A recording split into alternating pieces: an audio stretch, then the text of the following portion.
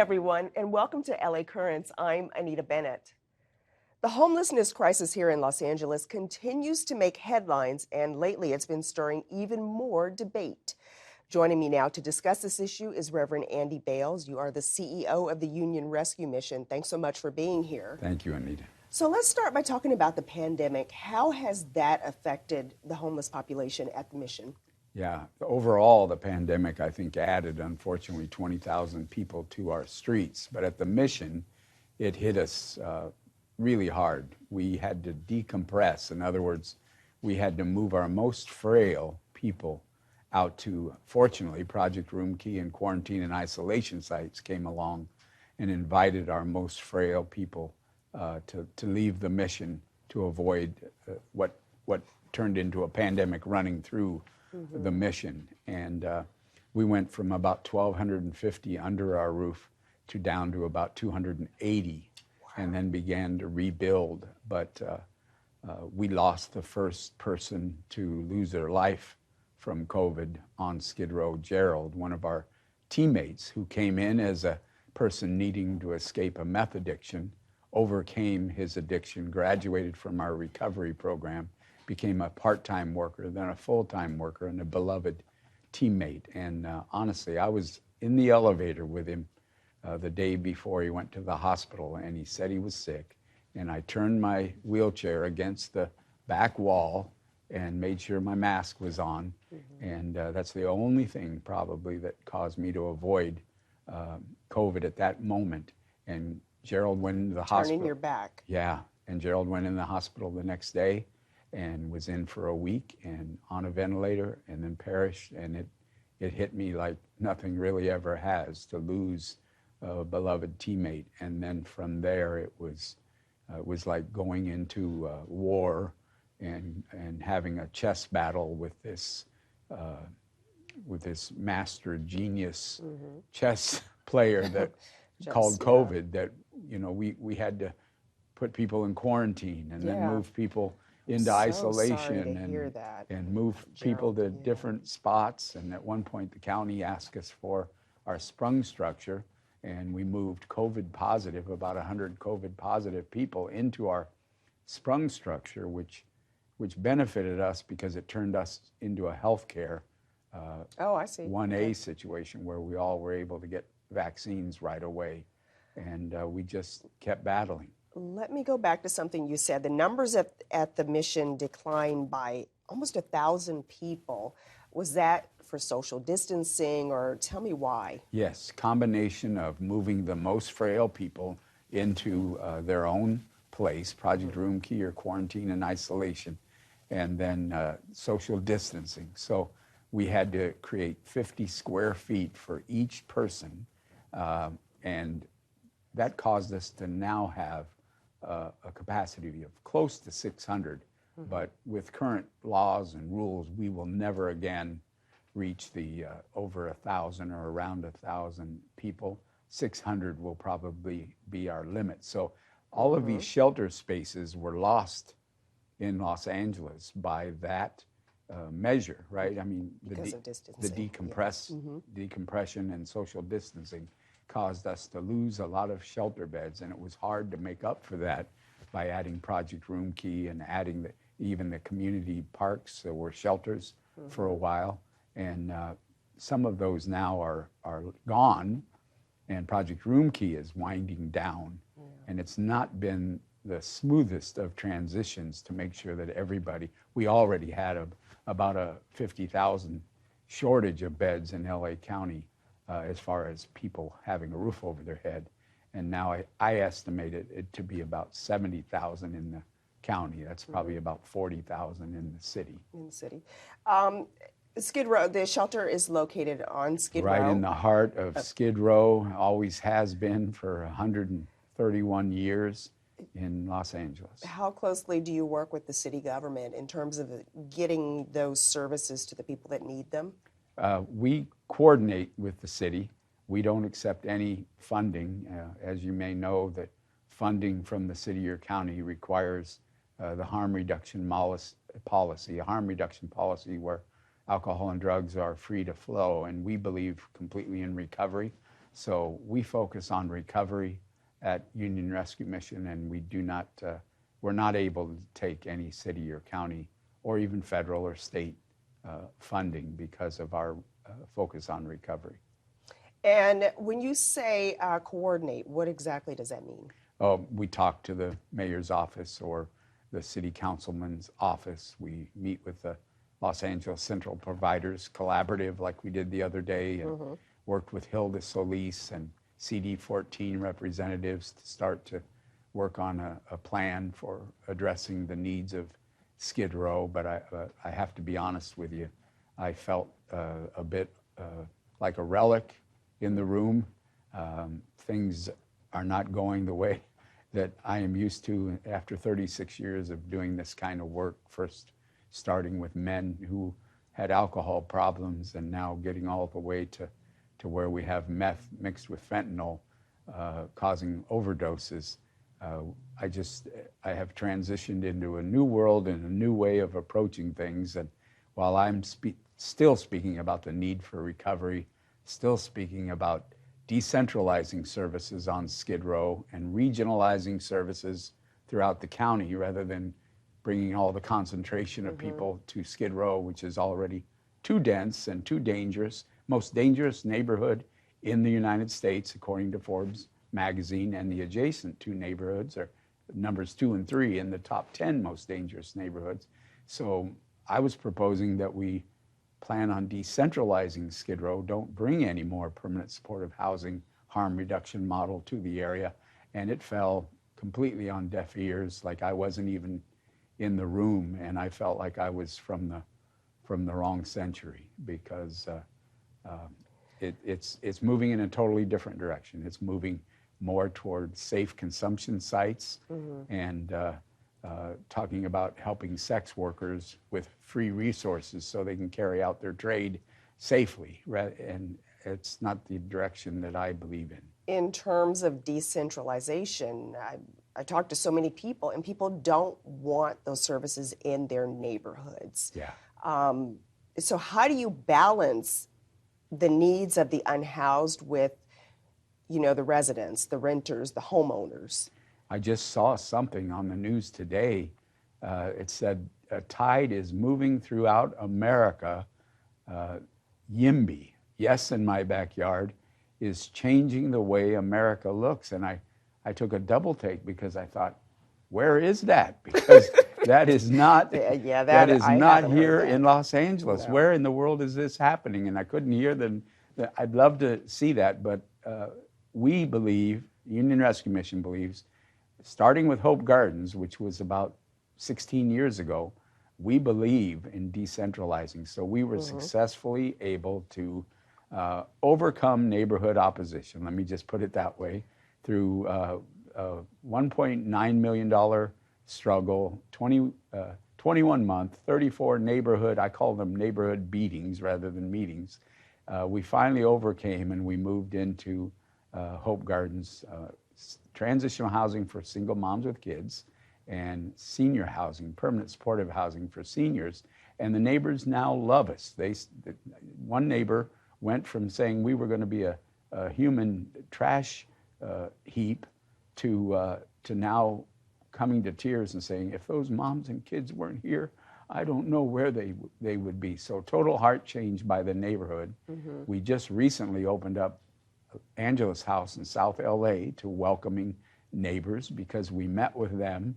We told them what we wanted to do. We assured them, here's the key, we assured them of good management, that it would be all about recovery and not a free flow of alcohol and drugs, and we were welcomed into that neighborhood. So if I believe with good management, good security, assurances that are promised and kept to the neighbors, that we can overcome NIMBY and have YIMBY start to happen in NIMBY, even our city. Not in my backyard, right. NIMBY.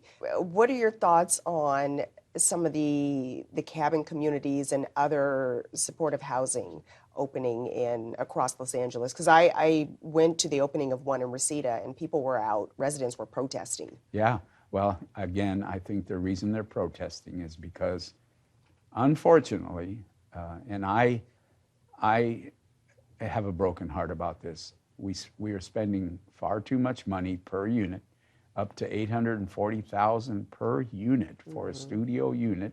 One coming project, probably going to come in 2 or 3 years. But that's not what people were protesting. Right, I know, and I'm getting to that. I'm getting to that. One project will open with $1 million units, and when those $1 million units open, alcohol and drugs and gang activity will freely flow. And I know policymakers think that somehow the drug trade is innocent and victimless and nonviolent, but that's not the way it works, right? When you buy drugs, right, you have a chance, first of all, to overdose and die. Those are the complications. But you also are paying somebody who, if you owe a debt, there's a very large person will show up at your door and collect, and they won't collect politely or even harassingly. They will break your leg. I pulled out of the downtown parking ramp at Union Rescue Mission, and the biggest human being I had ever seen in my life, 6'6", 400 pounds. He made Najee, the Green Bay Packer nose guard, look small. And unfortunately, when I said, stop beating on that woman, he said, she owes us money. What does he mean by that? She owes us money. I said, well, that's no reason to beat a woman. When I said that, he was on me as quick as Najee from Green Bay and punching my window. And all of our security guards poured out of our building. He crossed the street, and I said, I think we still might be outnumbered. But I learned later that her boyfriend owed the drug gang money. So this guy was beating her. It was the boyfriend. He was beating her. This is what the harm reduction policymakers need to think about, all the way to the streets. What goes on in the buildings that you create that have this harm reduction policy of a free flow of alcohol and drugs, hard drugs, I'm talking hard drugs, including fentanyl, being allowed to come and go, and doors are propped open, and there's been articles in the paper and news stories about it. Doors are propped open, gang members coming. I was walking down the street, speaking of Hal Bastian this morning, I was walking down the street with him one day, and a guy comes running out of a building downtown and says, who are you guys? And I told him who we were.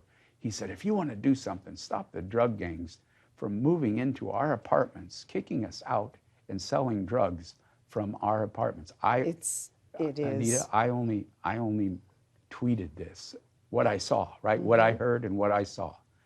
The activists on Skid Row told me I was demonizing gang members. A gang across the street came over and warned our dock worker to tell his boss to shut up about us. And that night I had the commander of the police in my office watching the drug trade, and they not only caught the drug trade, but the supplier, because that's the reality of the streets. It's a multi-pronged issue, homelessness. Yes. You talked about the activists, and the activists were very upset that the city just passed a new law, a resolution banning encampments from within 500 feet of schools and daycare centers. What are your thoughts on that? Help me understand the logic of being so adamant to stand up for encampments around schools, right? They should be pursuing immediate shelter and housing. That should be an activist. So you're talking about, a true activist, a true advocate would be going before City Hall pleading for immediate shelter and housing. But that's not what they're doing, right? That is not what they do. They wait for something like, don't you dare clean up an encampment around a school. Well, if you're going to clean up an encampment around anywhere, it should be around a school. I understand their frustration because our city and county get warned by a judge to immediately provide shelter and housing to everybody on the streets of Skid Row. What do? We don't comply. We go to court fighting against the judge. We take it all the way to the Ninth Circuit Court. And then meanwhile, a near billionaire shows up and convinces the city to immediately start criminalizing encampments. Well, that's not the answer either. We need to both immediately shelter and house, and we need to start enforcing encampments once we've created enough shelter and housing for people. That's the Boise law, right? if you will have enough places for people to go, then you can start enforcing the encampment laws. We never do that. We always jump right to the enforcement encampments, but I do agree we have to clean up encampments around schools. We have to protect kids. Even the superintendent of LAUSD schools showed up and talked about what dangers and what unfortunate education that they're facing. To school. Yeah, they're learning things they should never have to face. In terms of the people at the mission, do you have a number, a percentage of them that move to permanent housing eventually? Yes, I can tell you the number since we created the Gateway program, which teaches responsibility, helps people with budgeting. We were averaging about 900 people per year moving into housing. Out of that, let's say 1,000 a night. But now that we're about half of that, I believe we hit about 450 people moving into housing last year. And that may seem small, but it's working. When we set up Hope Gardens, we know moms are moving not only from Hope Gardens into permanent housing, but they're saving between $12,000 and $17,000 before they move out. So they have first and last and security deposit and are able to get a job and move out, never to experience homelessness again. Our South LA project, Angeles House, is a family interim bridge housing, and people stay 6 months at a time and then are able to save money while they're there. And we just opened up a couple months ago, we've already had families move from Angeles House family bridge housing into permanent housing. Excellent. At the mission, what percentage of women and children do you get? We have about the same amount of women and children at Hope Gardens, which is geared for families, and at Angeles House, which is geared for families, and downtown Union Rescue Mission. So we have about approximately 130, 140 kids, maybe close to 200 in number for family total. So 1/3 of our population downtown is families, and then everybody at Hope Gardens is families except our 25 senior ladies, and everybody at Angeles House, up to almost 300 now, are family. So our men number in the probably 200 range, and women about 200. So we have more women at Union Rescue Mission than anyone. The other day they were applauding all the other missions that opened up 25 beds for women. We have always had the highest number of women on Skid Row. We've always been a welcoming place for single men, single women, moms with kids, dads with kids, two-parent families with kids. We never turn a family away who comes to our door. We never turn away a woman. How could we, with the dangers that women face on the streets of Skid Row? How long can they stay at the Union Rescue Mission? Yeah, we never force anybody to leave. We try to gear our programs so people advance, like our men's recovery program is a 1-year recovery program followed by 6 to 24 months of transitional housing, and then hopefully a launch from there. And then our women's recovery program, which we recently started up again, is 6 months, and they can move from there into longer-term housing. So even our Gateway program, our step-up shelter program, people can stay as long as it takes to get on their feet, and they are average stay is less than a year, but people can stay a year as long as it takes for them to find housing. We moved away from the 30-day beds long ago. Now it's 60 days before you even, 30 days free before you even decide to enter into the Gateway program. Is the Gateway program not free? Yeah, it's not free. The Gateway program made the world news about this, but the Gateway program, if somebody has an income, and this is the key, if they have an income, we ask them to pay $150 per month. That's free room and board and 3 meals a day, and clinics and learning center and all kinds of opportunities 24/7. they have the shelter bed. They can rest during the day, never have to leave. And then we ask that they save $60 a month. So the minimum income in LA would be general relief. You could actually live and save $60 a month with general relief of $210 at Union Rescue Mission. People, the reason we created it was because some of our people get $800 Social Security checks. Yeah. And one of our staff said, you know, people are frittering away their money in the first 3 days and then living at the mission the rest of the month. And, you know, they live more comfortably than me. And so we created a way that people, and I went back to where does the $60 go to? Personal savings for them. It's Okay. saved by Union Rescue Mission for the person. So if they ever want to access it, they can. But I went back to my early days of running a mission because I learned everything I learned from a man who had a 4th grade education, George Holloway, and he believed people feel better about themselves if they live in a sober environment. In fact, he thought the only way to get sober was to be in a sober environment. They feel better about themselves when the food is good, and they feel much better about themselves when they pay part of their own way. And this is part of someone. It's about 1/5 of what it takes to house and feed somebody a day. So they pay part of their own way, and it teaches ownership and budgeting responsibility.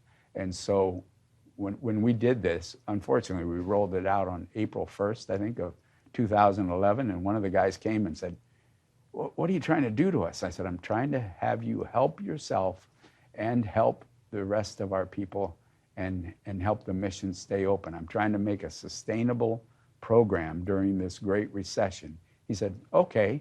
And I can tell you that the people who were angry and rebellious moved out of the mission, and people who wanted to come in and help themselves just filled the place. We went up in number of people when we implemented the Gateway program. That's really interesting. Yeah. I've known you several years, and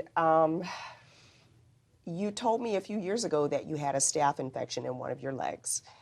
That was from Skid Row, correct? Yes, this right leg, I had a wound. I got a kidney transplant. My wife gave me her kidney on Valentine's Day, and I got in the habit of walking. I set every record for walking at the hospital. So I signed my wife and I up for a triathlon, a small triathlon. 5 weeks after our kidney transplant, we did the triathlon. She got 10th in her age group for women, and I got very dead last place, but I finished. And I got a blister from doing the triathlon. Well, I was trying to heal a wound that had developed from that blister, and it was almost healed. But in my wound boot, I was out doing a water walk, and I came in contact with human waste on the streets of Skid Row. And I got 3 flesh-eating diseases, E. coli, staph, and strep.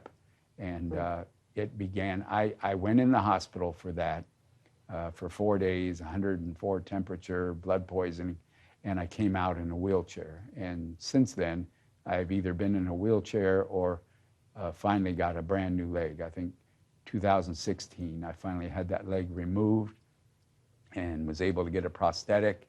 And then living with one leg wore out my other leg, and I had to lose this last year, and then I got a prosthetic. So normally I have 2 prosthetic legs, but I have another infection in this leg. So right now I'm back in a wheelchair. But yeah, I didn't share that story for about a year, right? I didn't share that story because I was worried, because my board often gets nervous when I share health stories, and they start a succession plan. So I was afraid to announce it.